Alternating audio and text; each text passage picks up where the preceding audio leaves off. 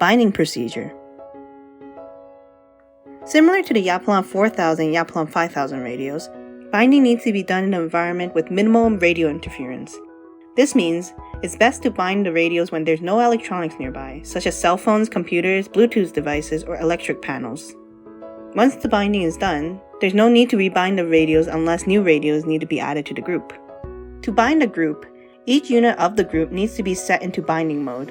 To set a unit into binding mode, hold down the settings button, then press the group button.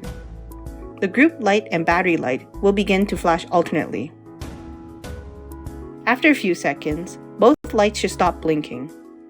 If it is the first unit to the group, both the group light and battery light will turn solid.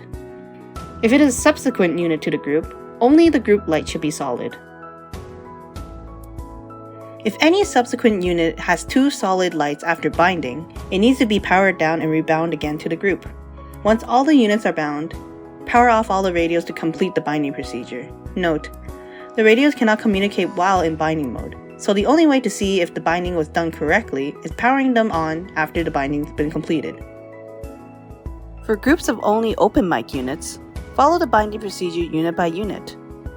Turn off the units when all units have been bound to exit binding mode. Note: when the fourth open mic unit is bound, the first open mic unit's battery light will turn off to indicate the maximum number of 4 units for the group.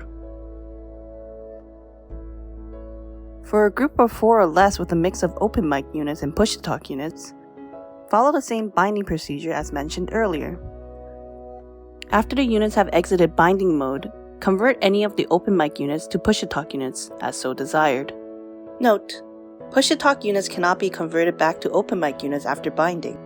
The push-to-talk units should be converted to the desired open mic state before binding to a group. For groups with a mix of open mic and push-to-talk units, start the binding procedures with one open mic unit and end with an open mic unit, meaning all push-to-talk units should be bound before the last open mic unit is bound. Note: for mixed groups, there can only be a maximum of 2 open mic units, but the number of push-to-talk units is unlimited. A group can consist of solely push-to-talk units if so desired.